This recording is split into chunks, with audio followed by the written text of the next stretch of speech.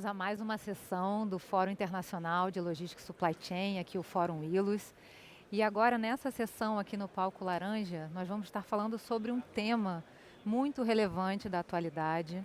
A gente vai falar sobre os pisos mínimos de frete e toda a fiscalização que está acontecendo com muito mais intensidade agora, recentemente, em 2025. Para conversar comigo sobre esse tema, eu trouxe aqui a doutora Gil Menezes. A Gil, ela é assessora jurídica da NTC, super especialista no tema, já tem, enfim, respondido muitas dúvidas, né, de transportadores, de profissionais sobre o tema, e a ideia é a gente fazer um bate-bola, tá bom? Sim, é isso. Bem-vinda. Obrigada, viu? De nada. Gil, eu queria começar pedindo para que você pudesse fazer uma contextualização inicial. Eu vejo que tem muita gente que não sabe muito bem o que é essa política nacional de pisos mínimos. Se você pudesse começar com essa contextualização, acho que ajudaria. É importante. Bom, primeiramente, boa tarde a todos. Obrigada, Willis, pelo convite. Eu estou aqui em nome da NTC Logística, do meu presidente Eduardo Rebuzzi. Agradeço demais o convite e poder participar e poder falar um pouco desse assunto que está tão premente ultimamente, né? Contextualizando aqui, é importante definir que a lei do piso mínimo de frete não é nenhuma novidade, né? Começou desde 2018. A gente sabe que ela nasceu de uma demanda de autônomos, não é uma demanda do segmento de transporte de carga, mas sim da categoria de autônomos. E a lei veio por medida provisória em 2018. Esse assunto, na época, ele foi judicializado, né? Até tem uma ADI, que é uma ação direta de inconstitucionalidade, tramitando no Supremo. Então, o pessoal questiona a gente, né, se essa questão da lei está ou não está vigente, enquanto o Supremo não definir se essa lei é ou não é constitucional ou inconstitucional, a lei está vigente, tem uma resolução e a NTT está fiscalizando. O que a gente tem percebendo que, mesmo estando vigente desde 2018, as transportadoras não tinham ali uma fiscalização da NTT de forma mais eficiente, mais contundente. Então a NTT meio que fiscalizava, o transportador meio, né, o contratante meio que cumpria. O fato é que, a partir do começo deste ano, a NTT, justamente por uma pressão da categoria dos autônomos, se viu obrigada a melhorar seu mecanismo de fiscalização para aumentar a fiscalização e de forma mais eficiente, porque nessa tratativa com os autônomos existia ali algumas demandas e uma delas era: a NTT, cumpra-se a fiscalização do piso mínimo de frete. A partir daí, a NTT começou um mecanismo usando, por exemplo, o CIOT, que é o Código Operador Código Identificador da Operação de Transporte, só que aí ela só pegava as operações onde tinha a obrigação de emitir o CIOT. E aí outras operações não eram enxergadas. Então, para que a gente entenda assim, se a gente fizer ali espremer ali, né, a lei, espremer a resolução, o que vem a política do piso mínimo de frete? Ela veio para atender a categoria dos transportadores autônomos de carga. Mas se você lê a lei não faz essa diferenciação. Então, basicamente, é assim: toda operação de transporte rodoviário remunerado de cargas, de um contratante que contrate o transporte rodoviário remunerado de cargas, que envolva o transporte de carga-lotação com veículo a diesel, está sujeito à Política Nacional do Piso Mínimo de Frete. É isso que está lá na lei, e depois a resolução, que é a 5867/2020, vem trazendo isso de forma mais detalhada. O fato é que isso, para a gente, chegou assim: o governo fez uma medida provisória, publicou a lei, obrigou a NTT a criar uma tabela, um tabelamento, tabela A, B, C, D, e a partir daí, vocês têm que fiscalizar.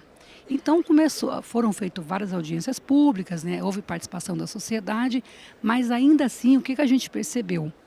Agora, de 2 ou 3, 4 meses para cá, quando começou efetivamente a ter uma fiscalização mais contundente, mais eficiente por parte da NTT, a própria NTT e nós transportadores começamos a enxergar o tamanho da confusão que essa política até então não tinha alcançada. A gente imaginava que, vamos cumprir ali um piso para atender a demanda, mas não é. A forma como hoje está posta as tabelas A, B, C e D lá na resolução, ela, ao nosso ver, né, ela está não está encaixando com as operações de transporte rodoviário de cargas. Então, muitas vezes, o transportador, o contratante, ele precisa cumprir a lei, mas ele não consegue porque a operação dele está ali desencaixada, né? E nós, lá pela NTC Logística, a gente tem ali recebendo muita pressão das empresas e que fique claro, essa tabela, quando eu falo tabela, porque são tabelas, né, ali, né, essa política, e trouxe o tabelamento, ela não é uma unanimidade. Dentro do próprio segmento transporte rodoviário de cargas, para alguns segmentos ali específicos, ela veio para ajudar, para outros não. Então não existe ali um quantitativo, se é 50%, se é 70%, a gente não consegue dizer exatamente como é. Mas ela veio com essa mudança aí, e o que a gente diz enquanto uma entidade que representa o segmento? Enquanto a lei estiver vigente, a resolução sendo fiscalizada, a gente vai ter que cumprir. Existe um movimento para que a gente possa pressionar, né, se é possível fazer isso, para que o Supremo Tribunal Federal julgue logo, porque desde 2018 está parado, está lá sobre a relatoria do ministro Fux, e a gente não sabe se ele vai considerar se é ou não é constitucional. Então, a nossa discussão hoje é para tentar trazer o quê? Segurança jurídica, porque a forma como está posta a tabela, ela não está ainda, não dá para entender, muitas vezes não se encaixa ali no dia a dia das operações. Tem operações que, se você fizer uma análise na operação em si, ela é bastante, paga até acima do piso, mas não é o que aparece lá para a NTT, né? Então, ela tem feito isso, a NTT, que é a agência reguladora, tem feito essa fiscalização via CIOT, pegava só algumas coisas, mas desde outubro agora deste ano, entrou em vigor as validações do MDFE, que é o documento fiscal eletrônico, que o transportador tem que emitir para cobertar a operação. É o documento oficial. E aí, nesse documento, tem algumas validações, onde agora vai aparecer o valor do frete. Porque até pouco tempo, antes de outubro, só aparecia no CTE, que é o documento de transporte. Então, como a NTT tem que fiscalizar pelo MDFE, fez algumas validações. É que talvez daqui a 2 ou 3 meses a gente comece a enxergar, né, essa estatística de aumento ou não. Então, assim, a gente está acompanhando o assunto, está orientando os transportadores, mas uma coisa que eu queria deixar bem claro aqui, a política do piso mínimo de frete, ela vale para todo tipo de contratante, seja ele o contratante embarcador, seja ele o subcontratante transportador.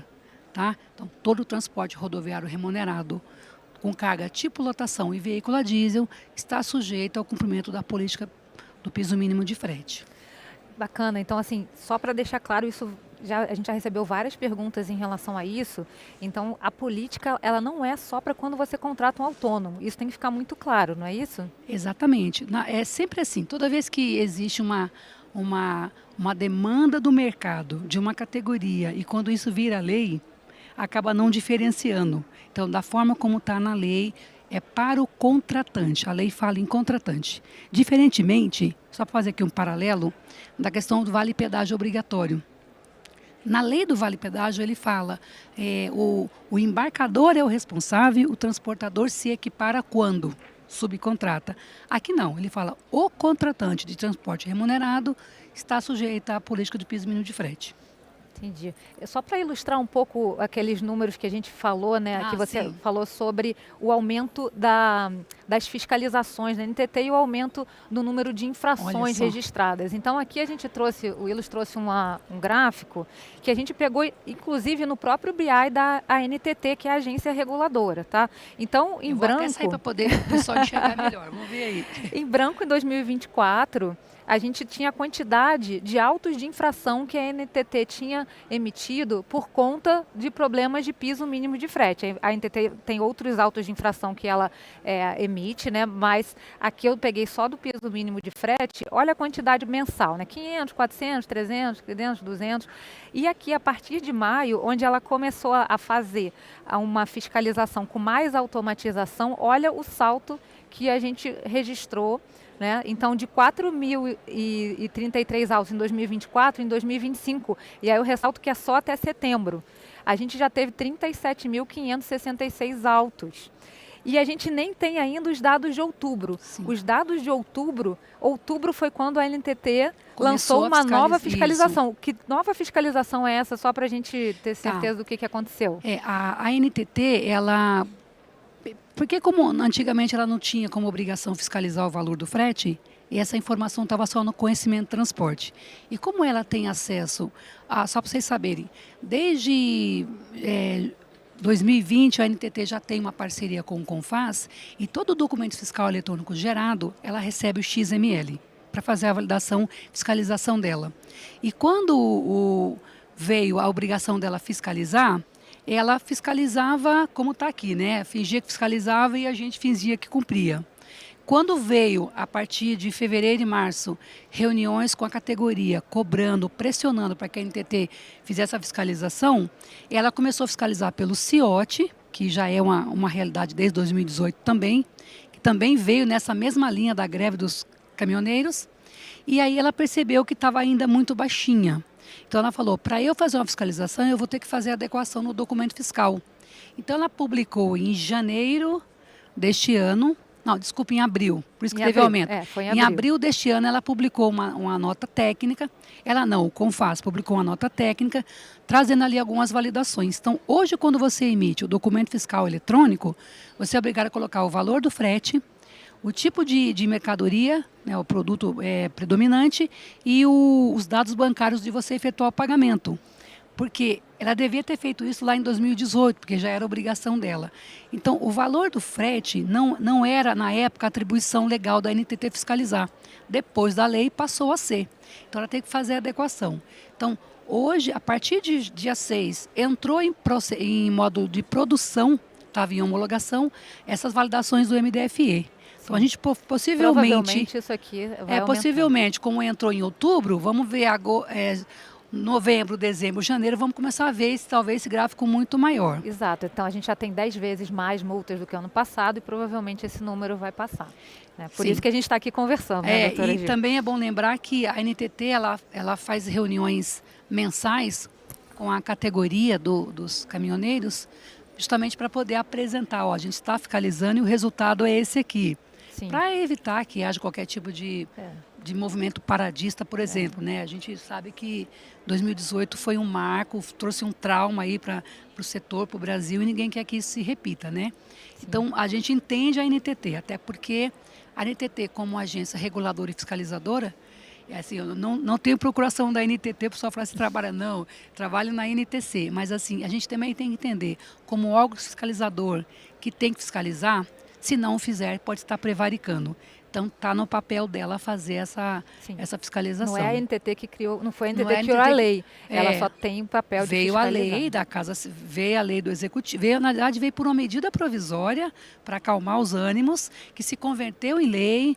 A gente questionou a lei se a lei era no constitucional, enquanto não se define isso, a lei está em vigente. Isso.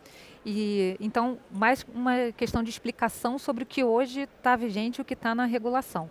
A gente falou sobre a questão dos autônomos, então não é somente quando você contrata autônomo, se você tem um contrato firmado de transporte com alguma empresa transportadora ou qualquer tipo de serviço contratado, independente se é autônomo ou não, a lei inclui. E aí entrar também na questão do fracionado, né? Porque o fracionado está dentro ou não está dentro? Não está. O fracionado está fora. Assim como o vale, sempre faço um paralelo com o vale pedágio, porque o pessoal fala, né, o fracionado é mais difícil de você fazer o controle. Então, assim, está bem claro, tanto que na resolução 5867 de 2020, lá tem o artigo 2º, inciso 18. Lá fica bem claro, trazendo o conceito de carga-lotação. Então, se você tem um único contrato, um par de origem e destino e um único conhecimento de transporte ou nota, se configura como carga-lotação. Vale dizer que, fora desse conceito, é carga fracionada. Sendo carga fracionada, está fora da política mínima do preço de frete, a contratação é livre. Ou seja, você vai ter que colocar, por exemplo, as informações do valor do frete lá no seu MDFE, para validação, aliás, para poder preencher o documento, mas ele não vai ser validado para fins de comprovação do piso. Vai ter que ter informação lá, mas não vai ter.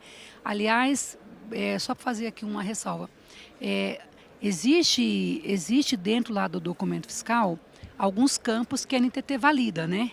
Inclusive, essa nota técnica que eu comentei, 2025-01, também vai validar o piso e o vale pedágio. Sim. Ele veio basicamente para isso. Ele veio especificamente para atender o piso, mas também vai alcançar a questão do vale pedágio, que aí é do embarcador mesmo, né? Sim, e a gente sabe que essa questão de não incluir o fracionado já começam alguns questionamentos do Sim. que é realmente o fracionado, porque na resolução é claro que você tem que ter apenas um CTE. E aí se pergunta, mas se eu tiver emissão de 2 CTEs, ela não vai identificar, isso é considerado como fracionado? Uma mesma empresa emitindo 2 CTEs? O que você acha sobre esse ponto? Olha, já é inclusive uma tese validada. Quando a gente recebeu notificação de empresa que o transporte ela foi autuada por não cumprir o piso.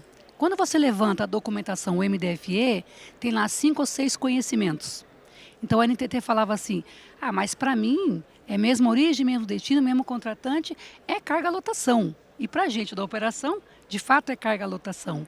Mas se você pegar o conceito que está na resolução, ele fala apenas um CTE. Sim. Então, no meu entendimento legalista aqui, eu vou dizer, então não está fora do conceito. E aí eu mesma alertei o pessoal lá da fiscalização, falei, vocês estão fiscalizando em desacordo com o documento que vocês regularam. Aí eles passaram a verificar o seguinte, tem um documento, deixa eu puxar o manifesto, porque o manifesto pode ter 1, 2, 3 ou 4 ou 1000 conhecimentos. E a partir daí ela conseguiu, as empresas que foram autuadas entraram com defesa, conseguiram derrubar o auto de infração. E a NTT também de ofício falou, antes de eu notificar para pagar, eu vou verificar se de fato esse XML tem um ou mais conhecimento. Verificando que tinha mais de um, ela já conseguia de ofício derrubar, aliás, não notificar as empresas. Nem Entendi. Mandava a multa para a empresa. A gente recebeu um questionamento também sobre uma empresa que subcontratava um terceiro, né, de transporte, e ela contratou como se fosse fracionado, porque ela ia movimentar uma caixa ou uma quantidade pequena, considerando que aquele transportador estava oferecendo aquele serviço e ia juntar a carga com outros. Só que no final das contas o transportador não conseguiu juntar carga com outros, foi só com aquela caixinha que a empresa mandou e ela foi atuada como se ela estivesse contratando carga lotação. O que acontece nesses casos? Será que isso é sujeito a recurso? Será que ou não?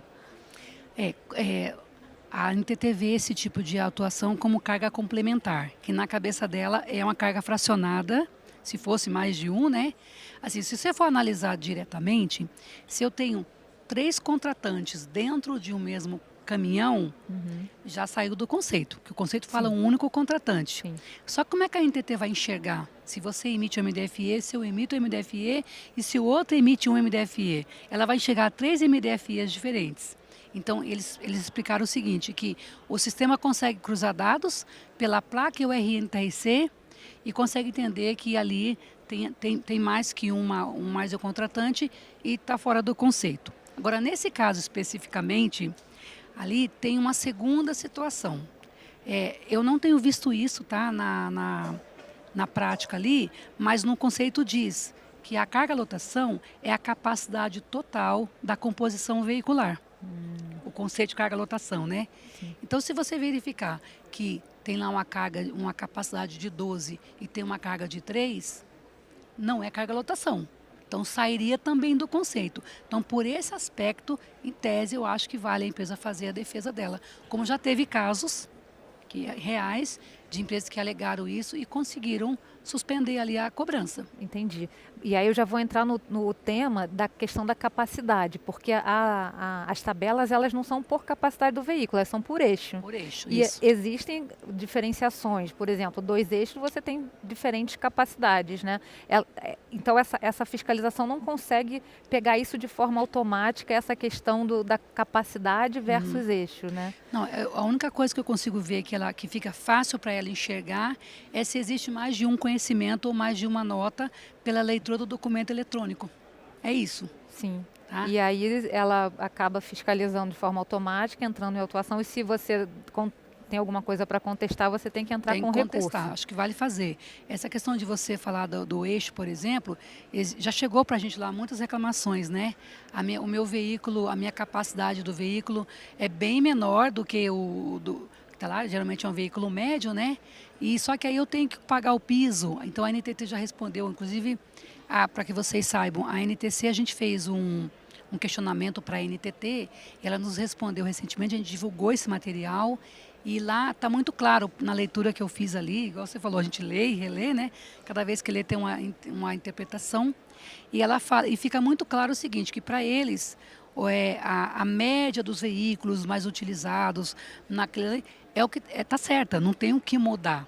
Só que a gente está tentando dizer o seguinte, ó, se você coloca lá dentro do RNTRC, que é o Registro Nacional de Transportadores Rodoviários de Cargas, que é um registro obrigatório para quem oferece transporte remunerado, tem capacidade de veículo acima de 1.000 quilos, então teria que fazer toda essa avaliação, mas aí seria uma coisa muito abrangente, seria uma tabela interminável.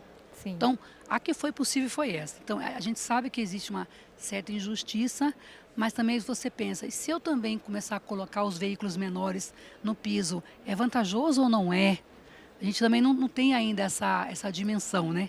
Todo mundo tateando. É porque a regulação, na verdade, é uma simplificação do que é o mercado de transportes. O nosso mercado de transportes, todo mundo sabe, é muito mais complexo do que um simples tabelamento baseado em custos médios por eixo, né? Então, acho que é isso que está dando toda essa problemática, ainda mais agora com um tipo de fiscalização muito mais presente do que existia antes, né? Gente, a gente aqui está num debate, se vocês tiverem perguntas, vocês podem também interagir com a gente, tá? Levanta a mão, a gente pode ir colocando aqui para a doutora Gil. Eu tenho uma série de perguntas aqui para a gente ir debatendo. Já estou vendo aqui um monte de mãozinha, né? Pessoal que está com o microfone, traz aqui, por favor, o microfone. Enquanto isso, eu vou deixando aqui no deixa eu fazer a pergunta primeiro, depois eu volto com alguns temas que a gente tem importantes aqui para trazer.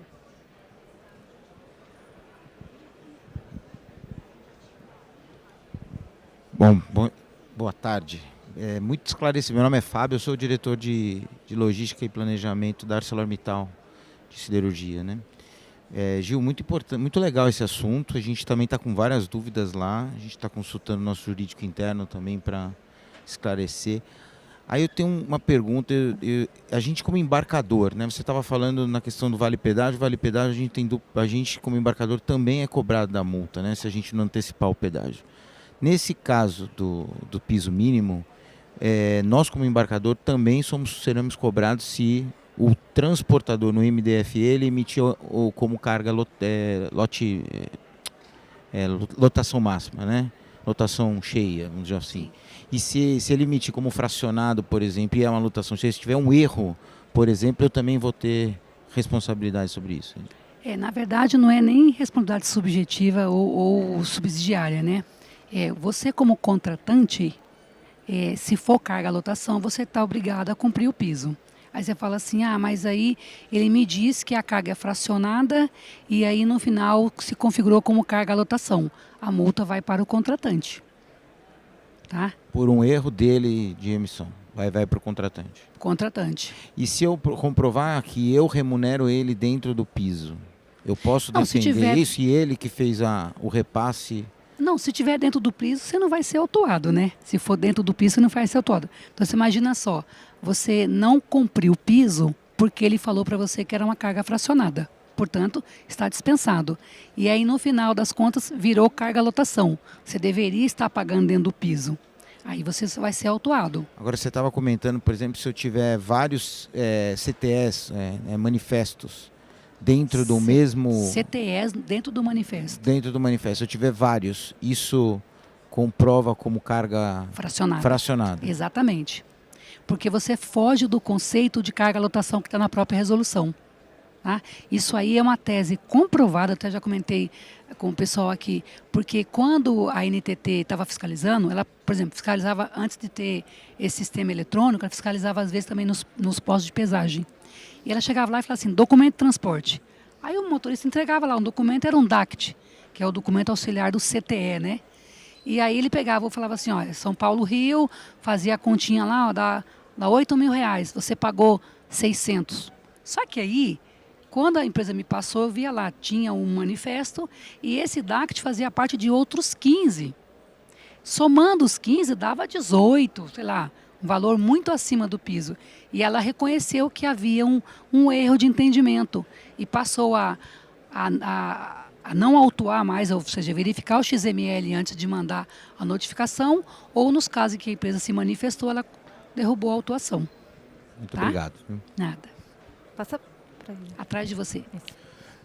Gil, boa tarde. Boa tarde. Acompanhei você no primeiro fórum do TRC da NTT. Você Parabéns. estava lá, você viu qual que eu apanhei, né? Mas parabéns pela explanação. Obrigada.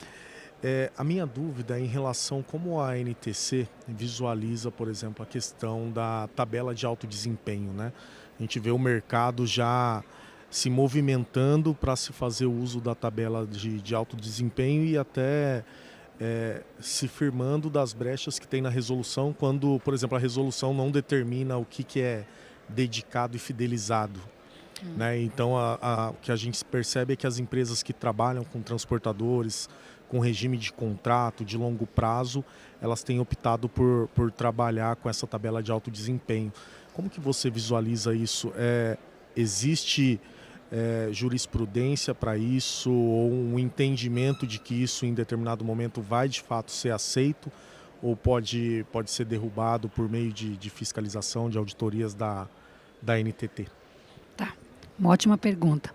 Eu só quero, antes de responder, falar que nessa documentação que a NTT enviou para a gente, eu vou fazer aqui só um disclaimerzinho rapidinho em relação à questão do TAC e o TAC agregado. A Lei 11.442 de 2007, ela define 3 categorias de transportador remunerado de cargas: a empresa, a cooperativa e o TAC. Ok? São esses 3 tipos de transporte que existem. Quando a NTT começou a fiscalizar, cobrar o CIOT, ou seja, quando eu contrato, veio uma lei, não vou lembrar agora, mas essa lei alterou o artigo 5º, colocando o artigo 5º A dizendo o seguinte, ó, quando você contratar um TAC, você tem que pagar para ele na conta dele, lá o valor, não pode ser carta frete, também toda pressão da categoria, né, que realmente merecia um pouco mais de atenção na época. E aí criou a figura do CIOT por meio de resolução. E aí o CIOT era por viagem. A cada viagem eu tinha que gerar um CIOT. Só que aí você fala, tem operação dedicada, tem operação contratada, que eu pago por mês, que eu pago por semana, que eu pago por quinzena. Essas operações, como é que eu vou ficar gerando um CIOT para cada vez que o caminhão ir para a rua e voltar? E a gente falou, ó, a lei define a figura do TAC, por quê? Geralmente a transportadora fideliza, geralmente é uma empresa pequenininha ou um autônomo, né, se não for frota dele. E aí ela fala o seguinte, ó, esse TAC aqui, a lei define TAC como TAC independente e o TAC agregado. O independente é o spot. Trabalha com você uma vez ou outra, faz uma operação e vai embora. Aquele que fica com você, que tem contrato, que paga por semana, que é dedicado, não 100%, mas tem uma dedicação maior do que o spot, esse é o TAC agregado. Então a gente falou, seguindo esse precedente lá do CIOT, que diferenciou, também tem que fazer a mesma coisa com o piso. Então, a gente fala, se você tiver uma operação de transporte com TAC agregado ou a ETC, que é a empresa CNPJ, mas se ela tem até 3 veículos na frota, ela se equipara também a TAC agregado. Então, se você tiver um TAC, pessoa física, e uma ETC que se equipara a TAC e faz operação com ele por período, dedicado, tal, esse tipo de operação, de acordo com a resposta da NTT e também com o nosso entendimento, está fora da política do piso mínimo de frete. Tá? Então, eu acho que por aí já conseguia tirar bastante desse peso aí da contratação. E a questão do alto desempenho, o que a gente fala? O alto desempenho, o pessoal fala, vou usar o alto desempenho porque o preço é menor, né? O preço é melhor, eu consigo ter um pouco mais aqui de flexibilidade para negociar. O que eu falo? O alto desempenho foi feito especificamente para aquele tipo de ação, né? Para aquele tipo de operação. A dedicada, onde você tem ali 2, 3 turnos, sei lá, 1 ou 2 motoristas. Não tem ainda não tem jurisprudência, não tem precedente, por quê? Começou a fiscalizar agora, né? agora. Está todo mundo ainda aprendendo juntos. Mas assim, o que a NTC recomenda? Só usar a configuração de alto desempenho quando de fato for. Por quê? Lá na resolução está bem clara. Ó, a NTT pede para que você guarde por 5 anos a documentação referente à operação de alto desempenho. A NTT ela é uma autarquia federal, segue uma lei federal que diz que ela tem o prazo prescricional de 5 anos para autuar o fiscalizado. Então você imagina, não, eu vou resolver o problema agora, eu vou colocar o alto desempenho, porque assim, se você perguntar, como é que a NTT vai fiscalizar o alto desempenho? Eu não sei te responder, porque a gente não tem ainda essa história, esse histórico ainda. Então a NTC sempre vai dizer, ó, compre a lei, faça o que é o correto, tenta se encaixar ali dentro da lei. Mas assim, usar a subterfúgio, eu vou colocar isso aqui para poder, você saiba que você está correndo esse risco, né? E aí tem já vou até adiantar um pouquinho aqui, tem um agravante. Porque é o seguinte, existem multas que a NTT pode aplicar, por exemplo, a multa por você oferecer valor menor, né, ou divulgar valor menor em plataformas. O embarcador, por exemplo, tem um contrato lá com o transportador num valor menor. A lei também veda qualquer tipo de contratação de valores menores. E aí ela vai dizer o seguinte, que além disso que está na resolução, a própria lei 13.703 de 2018, ela traz que aquele que se sentiu lesado pelo não recebimento do piso mínimo pode pedir uma indenização do contratante dele, 2 vezes o valor, a diferença entre o pago e o devido. Então, uma não se confunde com a outra. Tá, mas eu não tomei, a NTT, vamos supor que a NTT receba lá uma relação de 6 milhões de MDFE, ela vai fazendo a validação por lotes. E você passou, ufa, passou, ela não me pegou. Só que nada impede que o seu contratado entre com uma ação pedindo indenização porque você não cumpriu. Então, uma coisa não invalida a outra. Então é bom deixar isso bem claro. Ou seja, você pode estar criando um passivo que você não sabe. Que você não sabe que pode acontecer. Pode ser só um adiamento do problema, né? Eu vou aproveitar e trazer para ilustrar essa questão da diferença de preços entre uma operação de alto desempenho e uma operação tradicional, né? Então, assim, a gente pegou aqui as tabelas da NTT, pegamos uma rota de 500 quilômetros para carga geral, e aqui é o real por viagem, tá? Então, a NTT diferencia preços mínimos de frete por eixo. Então, aqui a gente pegou nas tabelas 2 eixos, 3 eixos, 4 eixos, assim por diante. E esse azulzinho aqui é o piso mínimo, considerando que a empresa tem alto desempenho. O que é alto desempenho de forma resumida? Uma frota dedicada, 2 ou 3 turnos e até 3 horas de carga e descarga. Esse era um ponto que até a gente estava discutindo, né? Como é que ela vai fiscalizar se você tem realmente essa operação de 3 horas, se você realmente tinha 2 ou 3 turnos, se você realmente tinha frota dedicada, que é um ponto que talvez não esteja com tanta descrição, não tenha tanta possibilidade da NTT fiscalizar de forma automática. Tem até algumas formas, mas não é tão simples quanto o que ela está fazendo hoje, né? Sim. E olha a diferença entre um alto desempenho e um normal, né? um tradicional. Então, isso está fazendo com que algumas empresas tenham exatamente essa dúvida. A gente já recebeu muitas dúvidas. Mas é alto desempenho, não é? Vai fiscalizar, não vai? O que significa frota dedicada e assim por diante? Tem uma pergunta aqui também na frente.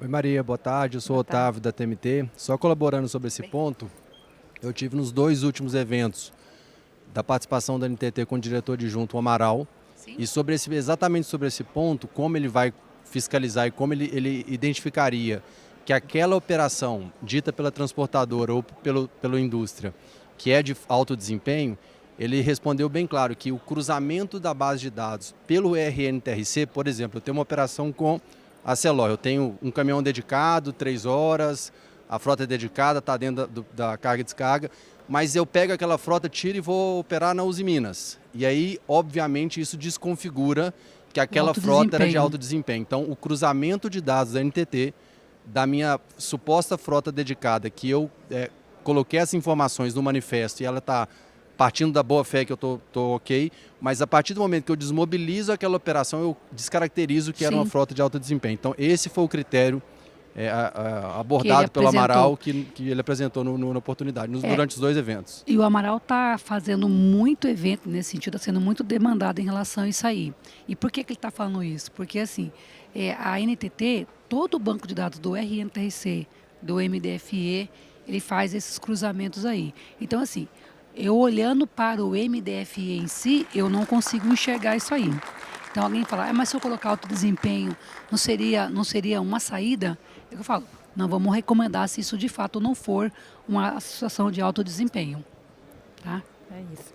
Eu estou recebendo muitas perguntas online também. Eu acho que esse é um tema realmente muito novo, né? E com muitas dúvidas que a própria NTT está, às vezes, demorando até um pouquinho para responder, e até eu acho que esse documento que a própria NTC mandou para a NTT e essas respostas estão disponíveis para todos poderem ler, Estão né? disponíveis. Quem tiver precisar pode pedir, a gente encaminha para vocês. Eu acho que vale a pena vocês olharem, tem na internet várias perguntas e respostas de embarcadores, de transportadores, e pode ser que vocês tenham a mesma dúvida que eles e ali tem a resposta da NTT.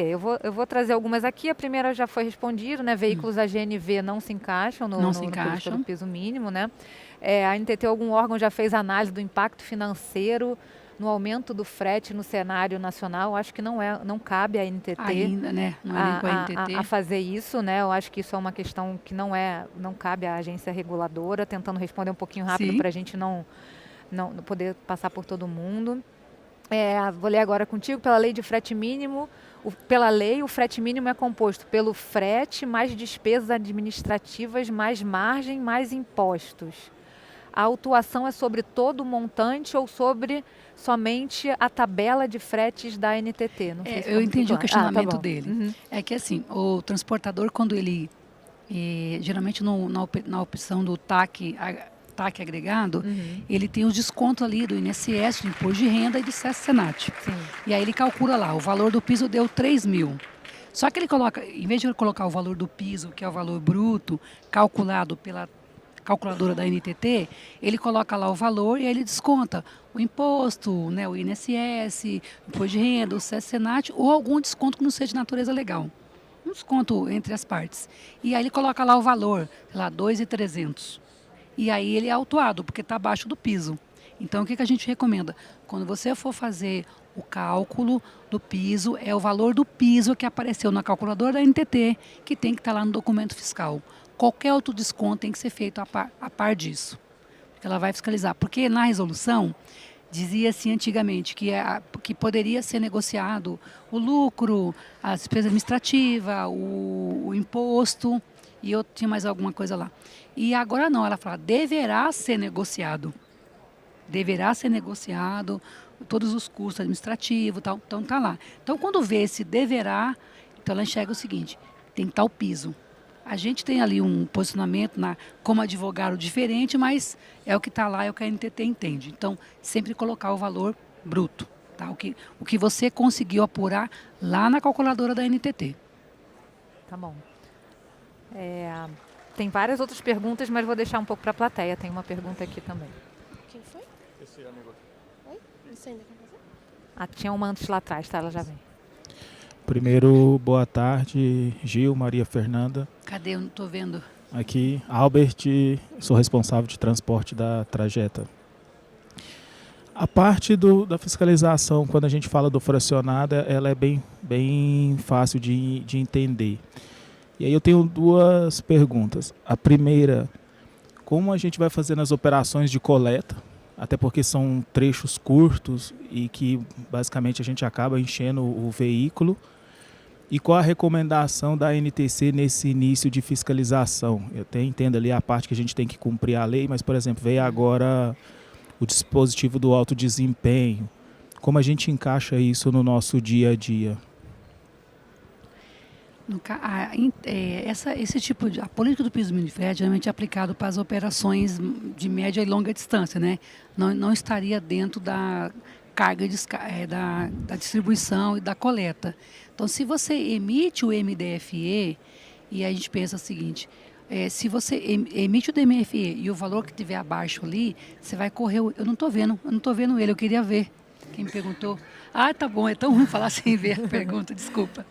Então, assim, se você tem essa operação. E essa operação precede um documento fiscal eletrônico, você vai ser enxergado pela NTT e ela vai cobrar o piso mínimo de frete de você ali. E se for carga, lotação. Tá? Então você fala assim, mas aqui eu estou fazendo coleta, tem vários documentos aqui dentro, tem várias notas fiscais. A meu ver, seria uma carga fracionada. Estaria dentro desse conceito que a NTT respondeu lá no nosso documento, de que para transporte de carga fracionada não entra na política do piso mínimo de frete. E o que a gente recomenda às empresas? Que ao verificar essa operação, fazer um levantamento da operação, ver como é que ela funciona e ver se você consegue desconfigurar ali do conceito de carga-lotação lá na resolução. Porque, foi igual eu falei no começo, se você espremer ali, for configurado carga-lotação e veículo a diesel, você está sujeito à política. Tá? Isso não tem chegado para a gente lá ainda. É mais com viagens de média a longa distância e de operação dedicada. Tá? Tinha uma pergunta aqui na frente também. Depois você traz aqui na frente, por favor, tá? Que ele está aqui na fila. Mas por enquanto pode ser ali atrás. Obrigado, doutora Gil, pelas explicações. Eu fiquei com uma dúvida na pergunta anterior. Se existe um modelo de contratação onde eu contrato uma frota dedicada, pagando custo fixo e variável, se eu pago por número de viagens, um custo-valor por quinzena, por semana. Eu fiquei na dúvida como seria, nesse caso, a aplicação como deveria se comportar, né? E a segunda pergunta é se a senhora vislumbra, porque a ADI, essa ação de inconstitucionalidade, já está tramitando desde a época da... 2018. Exato, e a gente não vê muito... Se existe alguma alternativa para que a discussão fosse de derrubar a tabela mínima, porque isso daria um confronto muito grande, a gente sabe, principalmente com os autônomos, mas se fosse a aplicação dessa tabela mínima apenas para os hipossuficientes que são os autônomos. E ela não ser aplicada por ETC, por exemplo, que tem autonomia de negociação. São duas empresas negociando, né? Então, se eu contratei, eu sou um embarcador, contratei um ETC, negociei o valor do frete e a tabela mínima não deveria me atingir. Agora, se eu estou contratando direto um autônomo, aí sim, porque ele é hipossuficiente. Aí estaríamos, vamos dizer assim, caminhando na direção mais adequada do ponto de vista econômico. Se existe na visão da senhora alguma ideia desse tipo de discussão acontecer no curto, médio prazo? Seriam essas duas perguntas. Tá, bom, Obrigado. Primeira pergunta, pela forma de pagamento de contratação, ela está fora da política de piso mínimo de frete, justamente porque entra na configuração de TAC agregado. Ontem eu fiz uma reunião e a empresa me perguntou, eu pago por período, eu pago com frete complementar, eu emito mais de uma nota, emito uma nota só, mas eu pago ele por período. Aí eu falo, é TAC agregado? Ele falou, pior que não é TAC agregado, é uma ETC que não se equipara a TAC. Ou seja, ela possui mais de 3, 4 ou 5 veículos na frota. E aí eu levantei e falei, pois é, a gente entende que se for TAC agregado ou equiparado, está fora da política do piso mínimo de frete. Mas quando é uma empresa que você contratou no mesmo nível de igualdade ali, né, de suficiência, eu preciso rever, porque para mim seria a mesma analogia por causa da forma de pagamento. Mas a lei não faz diferenciação entre ETC, só entre TAC. Esse assunto aí está comigo aqui para eu conversar com a NTT e ver como é que vai ser decidido isso aí.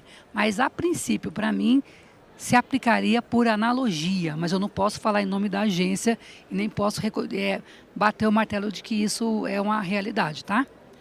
Em relação ao segundo questionamento, foi para isso que a lei foi feita, né? Para sempre proteger a pessoa do hipossuficiente, assim como foi o Vale Pedágio, assim como foi o CIOT, sempre para proteger a pessoa dele. Mas aí, na prática, acontece isso. E aí, eu falo para você, se nós chegássemos no setor de transporte e falasse assim, transportadoras, vocês concordam que isso é só para o TAC, aquela pessoa física, o hipossuficiente, vocês concordam com isso? Nem todo mundo vai concordar, porque alguns transportadores tiveram algum tipo de benefício com a política. Então, assim, não existe um consenso. E assim, teria que mudar a lei, tá? Tem que mudar a lei, e aí só com a mudança da lei. Então, não vejo isso nem a médio, nem curto e nem médio prazo. Tá? Tá vermelho aí já. Bom, pessoal, eu faria mais uma última pergunta. Onde é que está a moça do microfone? Agora eu perdi ela. Cadê? Você está aqui. Se for rapidinho, a gente consegue mais uns minutinhos, porque você já tinha levantado a mão há muito tempo e depois a gente encerra, tá? Verdade. Parabéns, de fato, tema complexo como esse, você está conseguindo ser bastante didática aí. Obrigada. Para mim, pelo menos que sou leigo no tema, né? Mas na prática, a nossa empresa ela é uma empresa especializada na carga fracionada atendendo o varejo, principalmente o supermercadista. No Paraná e Santa Catarina. A minha pergunta é se existe uma tendência de alguma fiscalização próxima à carga lotação para a carga fracionada. Existe uma previsibilidade de uma mudança ao longo do tempo? E a minha segunda pergunta é para carro dedicado. Então, para atender o varejo, muitas vezes a indústria remunera o carro dedicado porque sabe que vai ficar horas parado para poder fazer e se cumprir a entrega. Não atendendo a capacidade do veículo, descaracteriza uma entrega direta. Uma carga lotação, né? Descaracteriza? Se você tiver... o que vai... Você fala assim, ó... Hoje vendo a documentação de transporte, a única coisa que eu vejo lá que ela consegue enxergar para descaracterizar é ter mais de um conhecimento dentro do documento fiscal eletrônico. Tá? Então eu não sei se ela vai conseguir também verificar com esse cruzamento de dados aí a capacidade, a quantidade, o peso que também está lá na documentação. Porque o peso vem no conhecimento, não está no manifesto. Né? Então não sei se ela vai conseguir enxergar isso aí. Tá? Então hoje eu vejo, para você conseguir descaracterizar de fato se não é carga lotação, se tem mais de um conhecimento ou mais de uma nota. Tá? Agora, essa questão de, talvez possa migrar para carga fracionada, se na carga lotação, que é uma coisa razoavelmente simples, tá essa complicação, você imagine para carga fracionada. Então, eu não vejo, mas também não bato o martelo, tá? Não bato o martelo. E acho que a minha última pergunta, essas condições, essas premissas que vão penalizar ou não vão penalizar, é especificamente para empresas acima de 3 veículos, é isso? Não. Não, até 3 veículos, né? Não, é o seguinte, hoje qualquer tipo de contratação de transporte remunerado com veículo, com tipo de carga lotação em veículo a diesel, tem que cumprir a política do piso mínimo de frete. Que eu quis dizer o seguinte, quando você, transportador, subcontrata um autônomo, ele é TAC, e agregado estaria fora. Se você subcontrata uma ETC e essa ETC possui até 3 veículos na frota, ela se equipara a TAC agregado e aí também estaria fora. É isso. Tá? Entendi. Obrigado. Nada. Gente, eu queria agradecer muitíssimo, doutora Gil Menezes. A gente sabe que esse tema é um tema que, vai se a longe. gente ficar aqui, a gente fica a noite inteira com perguntas, né? A gente recebeu muito mais perguntas online, eu sei que vocês talvez tenham mais perguntas para fazer. Eu recomendo realmente, fortemente, que vocês leiam esse documento de perguntas e respostas, perguntas enviadas por associados da NTC com respostas da própria agência, né? Então, esse é um documento muito referência. E, enfim, a gente também no ILO está à disposição. Se vocês tiverem algum questionamento, quiserem trocar uma ideia com a gente também está disponível. Doutora Gil, muito obrigada pela presença. Imagina. Queria a ajuda de vocês para agradecer muito a doutora Gil. Muito obrigada. Obrigada a você, Gi. Obrigada pela paciência.